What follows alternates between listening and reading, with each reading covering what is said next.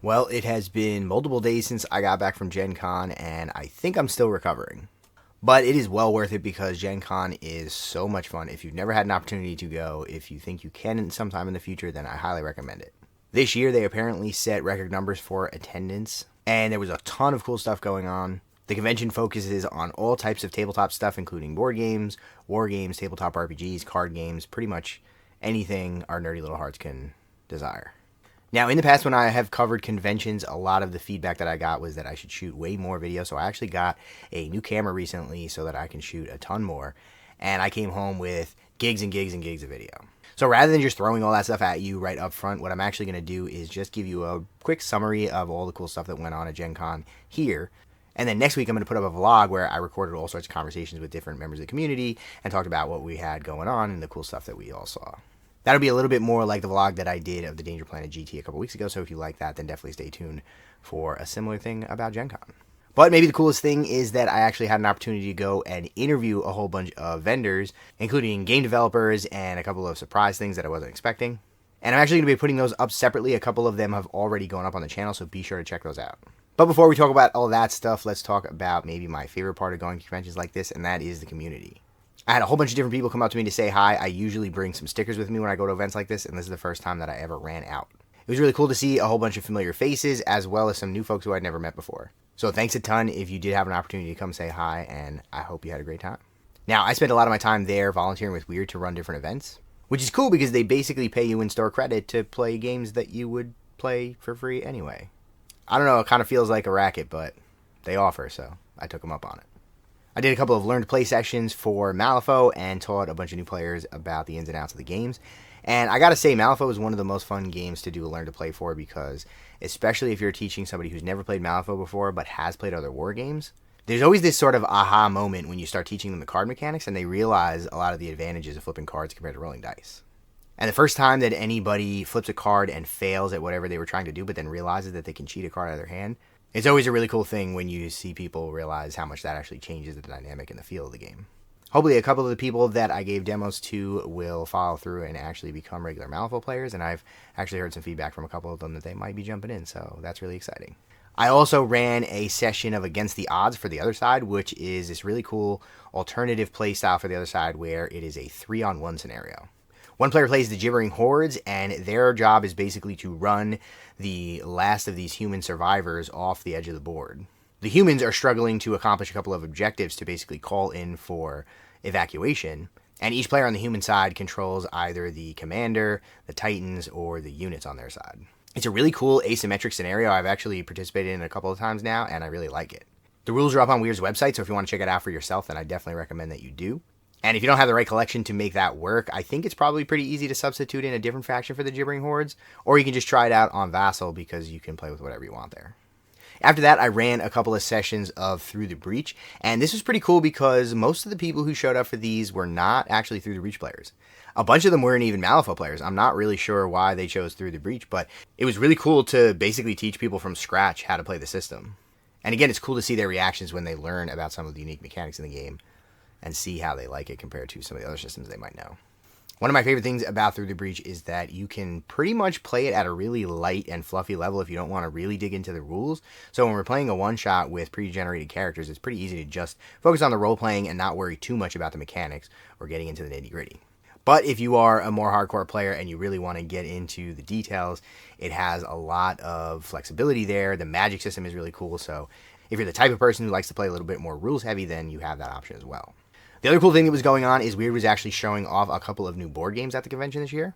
They're actually releasing Smile and Pocket Cats, and they were doing demos of a game called Wild that's going to be coming out pretty soon. Now, I actually really enjoyed all of these games. I played Smile last year at PAX Unplugged, and it was pretty cool, and they've changed a couple of things since then, but the core of the game is still there, and I think it's really cool because it has a super interesting art style. It's a little different from what Weird normally does. I think Pocket Cats might have been the star of the show for me, though. It is a super fast, quick playing, and very rules light game that I think would be really easy to teach to a more casual player or maybe even somebody that's younger in your family or something like that. I think I'm going to do a video on all of those games coming up in the near future if you want to know a little bit more. So definitely stay tuned if you're interested in that. Now, the vendor hall was packed with all sorts of different companies that you may recognize and a couple of different surprises, things that I had never heard of before. And that's one of my favorite things about Gen Con is that I go there to see Weird and Corvus Belli and all the companies that I already participate in their games and already know about, but I always end up finding a couple of hidden gems along the way. Last year, I found We Have Issues Publishing, who does a game called Zinvaded, and I ended up having them on the channel. That game is super cool, and I went back to chat with them again this year. I should be putting up this video pretty soon where I had a chat with John about some of the new stuff they have coming, as well as the Scales, which is a new faction in the game that just started releasing, which I'm super excited about because I love Lizardmen. Now, I fought my way through all of the seas of people and demos and booths and vendors, and eventually I caught up with the guys from Mythicos Studios who do a really cool game called Mythic Earth. Now, I think I've definitely mentioned this game a few times before in the past, but their whole thing is that they do a semi-historical game that is based on the indigenous peoples of different parts of the world. For now, they focus on the Americas, everything from the Inuits all the way up in the north, down to the Incas down in South America. But they already have plans to expand well beyond that and eventually cover pretty much the whole planet. Now, in the armies, you will find everything from people who look like they were pulled out of a regular historical game, all the way up to giant behemoths and monsters that come from the myths and legends from those cultures. It's a super interesting system. The models are absolutely gorgeous. I'm obsessed with many of them. And I had a quick chat with some of the folks there about why they think it's so important to show off some of these cultures and where that idea originally came from. It was really interesting, and I definitely plan to do some more work with them in the future, so be sure to check out that interview. And I also posted a short of all of the different models that they had on display at the booth. They're super gorgeous, so check that out as well. Now, on the subject of historical games, I got a chance to stop by the Firelot Games booth, and if you know me and you're on my Discord, then you probably know that Blood and Plunder is one of the games that I play most after Malifaux. So I had a chance to have a quick chat with Kai on camera, which I should be posting in the next week or so, and he gave me a little bit of information about what's going on with Port Royal, which is their recent Kickstarter that was really successful. It's kind of like a Necromunda-style game, but set in Jamaica, and you can play as pirates or Native Americans or Maroons or Spanish, English, all kinds of cool stuff. I'm really looking forward to that one, but he also spilled the beans on something that they have upcoming, which is going to be set in the Napoleonic Wars, specifically in Spain with the Spanish and the English and the French. Now, I mentioned to him that, Napoleonic Wars, that's an interesting period of history, but I feel like those rule sets are typically a little bit stiff. But I gotta say that if anybody is going to do a rule set in that time period that is going to be interesting, then I think Firelot Games will probably nail it. I've played a bunch of their different systems, and they're always super interesting, and it doesn't feel like you're playing a historical game if you're the type of person who hears historical and kind of groans, but you have a little bit of interest in history, then I would definitely check out Firelot Games because their stuff is very cool. Now, as I was going around the convention, I noticed that Loki Battlemats actually has a booth at Gen Con, which I didn't realize that they went to Gen Con, but that was really exciting. I actually backed one of their Kickstarters years ago to play through the Breach in person, long before I even had a YouTube channel. And if you watch my channel for a long time and you like my lore videos, then you probably noticed these gridded mats that I use to set up the little dioramas that I take pictures of to kind of show what's happening in the story as I'm trying to retell it. Their stuff has shown up in probably 80 to 90% of my videos, so it was really cool to get a chance to go over there and chat with them. And I also shot an interview where we talked about some of the new and upcoming stuff that they're putting out. They have some interesting ideas about where to go with this line of terrain books. So the stuff that's coming in the future isn't just going to be books that fold open and have a map. They have all kinds of sort of interesting twists to put on that idea. So definitely check that out. The interview should be going up in the near future. Now, the last booth that I knew I wanted to go and see if I could have a chat with someone was the Corvus Belli booth. Very late in the convention, they actually announced that there is going to be a new edition of Infinity coming up called N5. Now, that was super exciting, and I went down as soon as I could the next day. Before I had even watched their announcement, I just kind of read about it on the internet. And I went to see if I could have a chat with somebody there, and it turns out that Carlos Bostria was at the booth, and he was more than willing to jump on camera. So I just had a quick chat asking about some of the basic stuff and some of the things that occurred to me while I was talking to him, but I was also extremely exhausted because of 4 days of Gen Con. But of course, Bostria was super gracious and super awesome to speak to, and he actually ended up spilling a bunch of information that was new and nobody knew about yet. So if you have any interest in Infinity, I think this is a really good time to get into the game with the new edition coming out. So check out that interview for a little bit more of that secret information that most people don't know about yet. And I'm going to go pull out my JSA army that I have sitting on primed bases and start painting them because they're going to be a big focus in the next edition, and that's really exciting. Now, like I said, one of the coolest things about going to Gen Con is the things that you did not expect. And there was actually a couple of things that I found while I was there that I had never heard of before and was a little bit surprised by. As I was walking around the show floor, I saw some spaceships. And here's the thing about me and spaceships, I love them. They're like dinosaurs. They're my favorite, and if you put them in your game, then I will buy it. One day somebody's going to make a game about dinosaur spaceships, and then my life will be complete.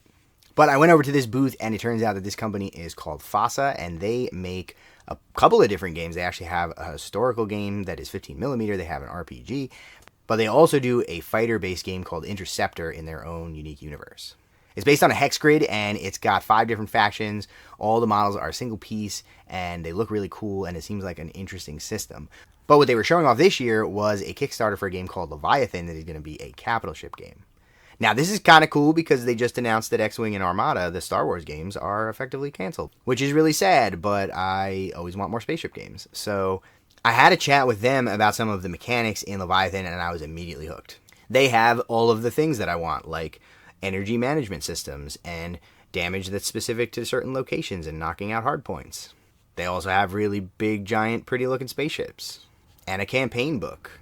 They basically said all the magic words to me, and I was like, well, I'm in. So that's really cool. It's still up on Kickstarter right now, and I'll leave a link below, so if you're interested in checking it out, then I definitely encourage you to do so. More spaceships is always the way to be. The other really cool thing is that the models from the fighter-based game actually represent squadrons of fighters in Leviathan. So you can actually use the models from Interceptor in Leviathan, presumably to go do strafing runs or bombing runs on enemy capital ships. But I hear they're going to get knocked out really easily, which I guess makes sense. So don't be sad. Now, another booth that really caught my attention as I was walking by was for a company called Lethal Shadows. They do these really beautiful miniatures. They're not necessarily attached to any particular game. They just make miniatures that are super nice, super high quality, and they kind of run the gamut of all different art styles and backgrounds and types of models. It's super cool. They had a giant dragon that was on display. They have not Final Fantasy miniatures, which is what really drew my attention. And I immediately went and picked up a not Tonberry and a not Cactuar because that's how old I am and that's what I like. Now, maybe it was because I was so tired from the con, or maybe I'm just gullible, but I had a whole conversation with a couple of folks at the booth, and then I went over and spoke to the owner of the company and got him to chat for a quick interview about the stuff that they make. I went through this whole process, spoke to him on camera, turned the camera off, looked at the miniatures again. I was probably there for over a half an hour before I realized that these models are 3D printed. They actually have a special kind of resin that they use that they develop themselves, and it's this red material that is really gorgeous. It's heavier than normal resin, it's denser, and they told me that it doesn't have the same problem with some resin where you get the air bubbles inside. They kind of degrade the quality of the miniatures and can create little pock marks and stuff on the surface. It's super impressive. But anyway, just like the rest of them, keep an eye out on the channel for that interview because he had some really interesting things to say about some of the cool stuff that the company makes. The craziest part was they had hundreds of miniatures there, and apparently that's just a drop in the bucket compared to their whole line, which is really impressive. I honestly don't think I've ever bought a miniature before that didn't have a direct connection to a game system, but I just couldn't resist, and I ended up picking up a bunch of stuff there.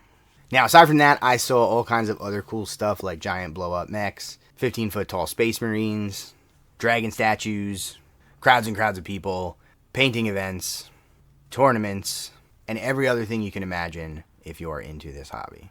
And I actually had to do a little bit of shopping for a couple of friends of mine, and one of the things that I was there to get was a demo deck for the Digimon card game. Now, I don't know anything about this game, but it turns out that you had to actually sign up for a time slot in order to be able to get in and get this free demo deck. But unfortunately, it was sold out almost immediately, and I went over to the booth to find out if there's any other way to get a demo deck.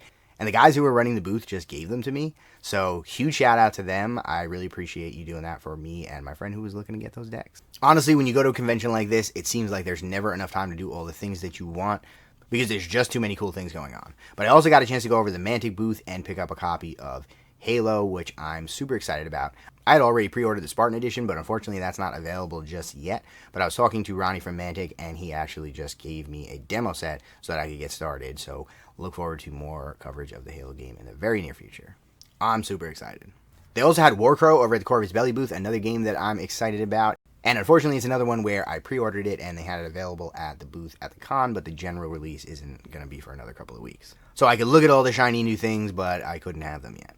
I did get a chance to kind of flip through the rulebook, and it looks like there's going to be a whole bunch of lore in there. It is a very large book, so I'm excited to get my hands on that and read up on all the cool stuff. Plus, those models are just, that bear, I love that bear so much. It's so pretty. I got to check out the Bushido booth. They have this new creepy spider faction, and they had the models on display. They're really beautiful. They're really gross and kind of horrifying. If you have arachnophobia, you really won't like that faction. But they have cool foxes and bears and bird people and all kinds of other stuff too. So you don't necessarily have to go for the spider people, but they're pretty cool. I checked out the para-bellum booth where they had Conquest on display, and that game really makes it hard for me to not buy a second faction, even though I haven't finished painting my first faction. Because the Sorcerer Kings are super dope. They're kind of this Indian-inspired faction that has like djinns and all kinds of cool stuff. And they also now have a big war elephant, and it's so beautiful. I think one day I'll probably crack and end up getting at least the war elephant, if not a whole nother army. It's a problem. I went over to the TT Combat booth, and I managed to pick up a spaceship for PHR in Drop Fleet Commander that I was having a hard time finding before. And I also picked up the original starter box for Carnivale. Apparently it's been discontinued and it's going to be hard to get your hands on. And there's a book in there that might have some unique lore, and there's also some cool models and some terrain and stuff, so I thought that would be pretty cool to get my hands on. All in all, I actually managed to restrain myself pretty well this year. I didn't buy too much stuff while I was at the con. Although I did get a whole bunch of booth credit for Weird, and unfortunately I made it there after they'd already started breaking the booth down on the last day. So I wasn't able to cash in my credit while I was there, and they're going to have to send it to me. So technically I did get a whole bunch more stuff than this, but you know, details. Now the Weird booth had all sorts of cool things going on, and I posted a walkthrough of the booth as a short on the channel, so definitely go and check that out. It's always awesome to see all the models that they have on display that are super well painted. And this year we got to look at the Guild starter box, which are actually going to have these translucent acrylic bits that are optional. Really cool looking. We also got our first look at a couple of other models that we knew were coming up, but there was also this mystery model. Now at first, I'm not going to lie, I didn't even notice that this was a mystery model, because it's based the same and it kind of fits in with the models from the effigy box. But it turns out this is actually not something that we already know about. Shout out to Spanner Rider on the Discord for being the first to notice it. And make sure you get down in the comments below and let me know what your guess is for what this is. So one of the really interesting things that I was a big fan of at the event this year was Weird was doing this weird bingo thing. Basically, you go over to the booth and you get this card that had a bunch of different things that they wanted you to do, and you'd get a stamp every time you did it. And depending on how many of the stamps that you got, you would get a different prize. You could get a pin, you could get a keychain, and the grand prize was to get a Hinamatsu, which is the alternative Hinamatsu, the special kind of alt Malifaux model that was available to con this year. Now, of course, I had to do all the things because I was there to do all the things anyway, so I ended up getting each of those prizes, and I decided that I was going to do that as a giveaway to the community. So if you didn't get an opportunity to go to Gencon and play Weird Bingo, then this is an opportunity for you to get the prizes anyway. Now, we're going to do this the way that we normally do it, which unfortunately means this will not be available to people outside the continental United States. But the deal is going to be that you have to be subscribed to the channel, like the video, and then post a comment on this or any of my other Gencon videos. And the comment has to include a flame emoji. Now, you're going to get one entry into the giveaway for each comment that you put on a different video. So if you're interested in winning those prizes, then make sure that you comment on each of my Gen Con videos. That's going to include this one, the vlog next week, and all of the interviews that I did with the different game companies. Then a month from today, I will randomly choose one of the people who entered, and they will win the keychain, the pin, and the model. Now remember that if you are a patron, I will also be posting those videos on the Patreon, and if you want to get an extra chance to win, you can comment on each of those videos and double up your chances. So head over to the link in the description, and if you want to support the channel, this would be a really good time to do it. When I do make the selection of who won, I will post in the community channel, and I will respond to your comment, and you will have 30 days to email me back to let me know where to send the stuff. If I don't hear from you in 30 days, unfortunately, I will have to give it to someone else. You can check out the description below for all of the rules for the giveaway. Good luck to everybody. And with that, I'm going to go back to sleep for many more days because I'm somehow still exhausted from the con. Be sure to like and subscribe so you don't miss all the cool stuff that I have coming up. I'm really excited about some of those interviews that I did, and I hope that you will enjoy them as well. I want to send a huge thank you to the extremely cool kids here on Patreon, the Steam Powered Scoundrels, Dogmatize, Devin, and the Spill Paint Pot, and thanks for watching.